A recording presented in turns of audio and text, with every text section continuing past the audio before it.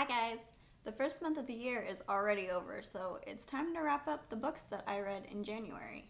And the first book that I finished was The Mists of Avalon by Marion Zimmer Bradley. I can finally say I've finished this book.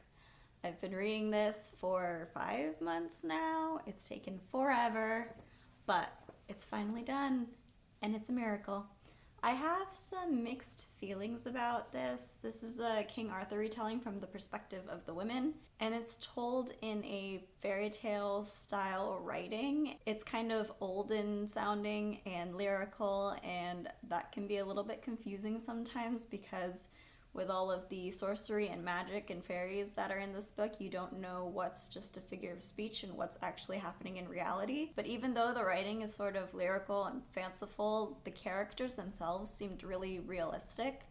They were very multidimensional and flawed, and the way that the story is told, it seems like this is what actually truly happened in history that all of the legends were based off of. It sort of feels like this is telling the story of the real people who bore the legend later on. And Morgaine even references that certain events that happened in here were told a different way later on because of storytelling and exaggeration and word of mouth. So it sort of lends to the feeling that this is the actual history of the people from the legend. Going more into the characters, Mordred creeped me out. Whenever he appeared on the page, I was just tense. I'm familiar with the King Arthur legend, so I know that Mordred eventually kills Arthur, but even when he was a kid and he wasn't plotting anything or being evil in any way, the way that he's described still makes him seem really creepy, which is very impressive since he's like 11 years old. And I just found myself on edge anytime he appeared in a scene or on the page at all. And I have to put that down to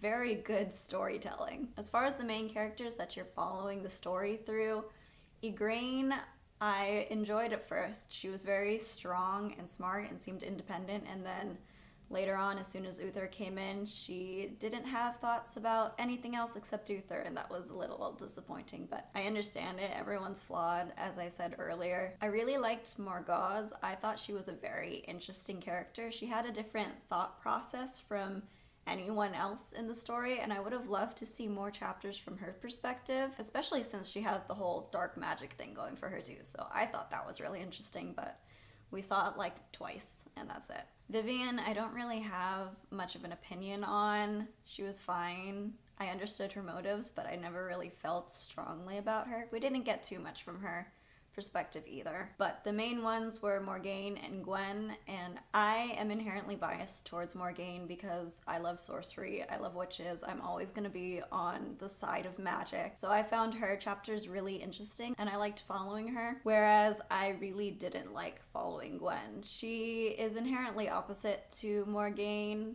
She's probably a foil. I remember that term from English class, but I don't remember much about it. Anyway, I didn't like Gwen. She was very against the magic, which kind of already puts me off from her, but she also just didn't have any other thoughts. She was only thinking about fearing God, and then she was constantly complaining about her life without doing anything about it. She had no backbone. She was always letting herself be pushed around by other people, and the few times that she started to stand up for herself, she ended up backing down and turning back into this meek little girl who has no confidence, even though she's the High Queen of the realm. I also read The Once and Future King by T.H. White like years ago, but I don't remember her being this annoying, so I don't know what happened here. I don't know if this is just Marion Zimmer Bradley's version or if this is more accurate to the legend. I don't know what the official legend is, but I couldn't stand her. I hated reading her chapters. I can appreciate that the characters are flawed and they have their own motives and everyone has different views,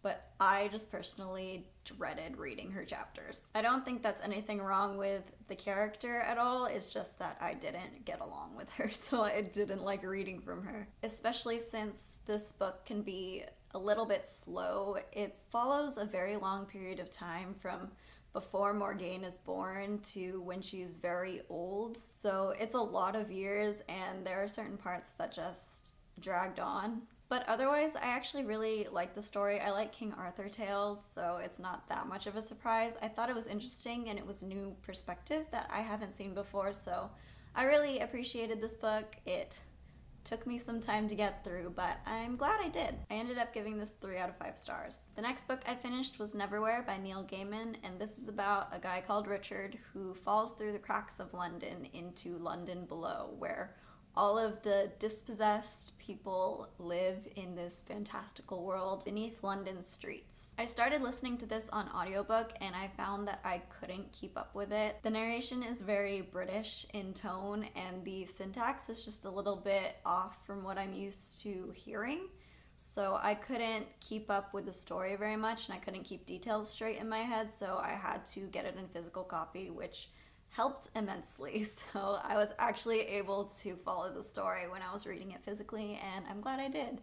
I wish I could have listened to the audiobook because it's narrated by the author, so he has all of the accents and all of the pauses and everything down, but I just couldn't keep up with it. It was a lot darker than I anticipated, both in the content and the themes. There were specific violent acts in it, but also it touched on depression and suicide in a very relevant manner, and I thought it was well done, especially since I wasn't expecting it to be there, considering how fun and whimsical the world and the characters all seem. I really love the world. It's this quirky, amazing world beneath the streets of London, and everything is puns and everything's taken literally, and it's great. It's so funny and literal, and I loved every moment of it.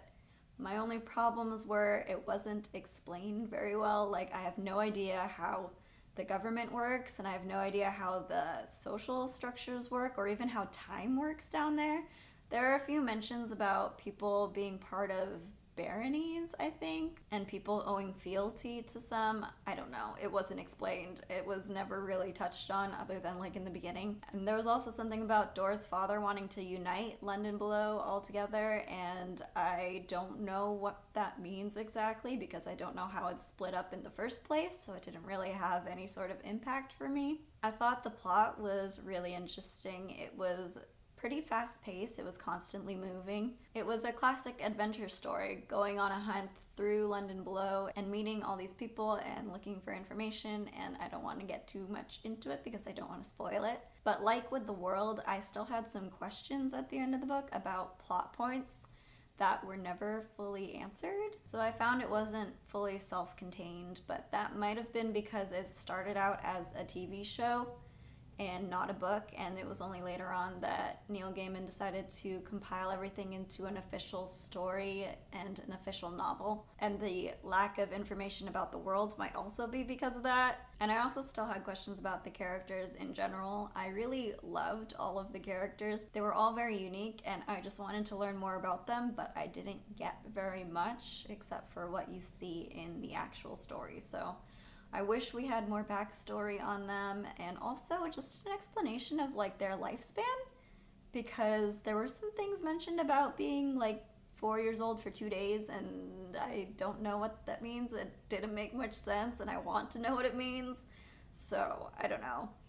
If the timing in London below could be explained more, and the timing of people who live there could be explained more, that would be great. But I know a sequel is coming called The Seven Sisters, and I can't wait. He said that it's going to be his next book coming out, and he said that both in 2017 and 2018, so hopefully that's actually true, and hopefully we get it soon, because I need more explanations and I need more of this world, because I really do like this world and I like the characters. I really enjoyed this story. I just want more. It's a good little escapist story, but I wish there was more to it. And hopefully I will get that in the next book. I gave Neverwhere 4 out of 5 stars. The last book I finished in January was Pyramids by Terry Pratchett, and this is the 7th book in the Discworld series. This is about a land that's basically Egypt that's stuck in antiquity, and the new king wants to bring some change. A lot of the Discworld books can be read as parts of an individual series. There's like the Rincewind series and the Witches series, and I think the Knight's Guard series. This one actually is just a standalone. It's not part of any series, and it's actually not that tied to any other Discworld book. You don't really see any other characters from anything else. It's mainly just that it takes place on the disc, and there's a city that you know about from other books, but that's it. So this really can be read as a complete standalone, and you should still be able to understand everything in the story. Even though it's not particularly tied to the whole Discworld series, it's still the same usual wackiness that you get from a Discworld novel. It's just full of hilarity and ridiculousness that you come to love from Terry Pratchett and his Discworld books. It's humorous and full of puns, and it takes jabs at math and quantum mechanics while also tying that to ancient Egypt and pyramids. There were some gender issues, but I'm not looking at this book too critically. It's mainly just an enjoyment book. It was written in like the 80s. This cover is from the 80s and I hate it. So I think this was actually printed in the 80s because it was my father's book, but this cover is just, I really don't like it. A lot of these that I've been reading from my dad, they have these kind of covers and I really can't stand them. I don't like the style. Plus, these characters are the wrong color. It says in the book that they're olive toned, but whatever. 80s, so yeah. I really like this book. It was a lot of fun, and I gave it 3 out of 5 stars. And that's it for all the books that I read in January, so I'm just going to quickly go over what I am currently reading and my February TBR. So I started the 5th season by N.K. Jemisin. This is the first book in the Broken Earth trilogy, and I have no idea what it's about. I just know that it's fantasy and sci-fi mixed together, and I think post-apocalyptic.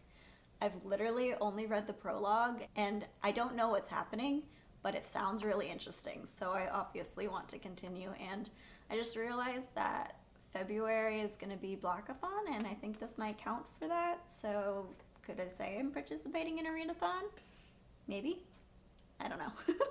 But either way, I'm going to be reading this. The other book I want to pick up in February is The Restaurant at the End of the Universe by Douglas Adams. This is the sequel to The Hitchhiker's Guide to the Galaxy. Also don't know what it's about. I'm assuming a restaurant at the end of the universe. And I'm assuming it'll be humorous and fun and also very British. So I'm planning to use it as like a palate cleanser probably after the 5th season if I don't want to just continue on to the rest of the series. Because I have them all and I might do that. We'll see. But I want to read this also in February. I'm also listening to an audiobook, which is Stormglass by Jeff Wheeler. This is set in a world where mansions float on giant rocks, and there are the rich people who live up in the sky and then the poor living on the ground. And it follows 2 young girls who are 12, and my only problem with this book so far is those girls don't sound 12. Literally none of their thoughts and none of their words sound like they're 12. They sound 16. And it's kind of annoying sometimes because they're constantly making references. Oh, I'm only 12. Except, no, you don't sound 12. So stop saying you're 12. But other than that, it's really interesting. The world is really interesting. And there are some mysteries that I want to figure out. The last book that I'm kind of reading but not really paying much attention to is The Winter's Kiss by Marion Rutkoski, I think.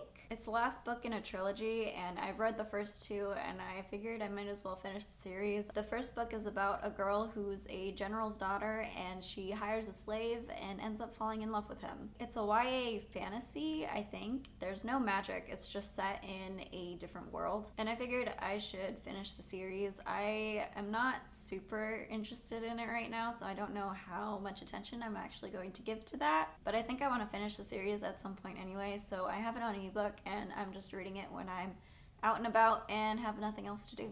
And that's it. Let me know what you read in January and what you're planning to read in February, and I'll see you later. Bye.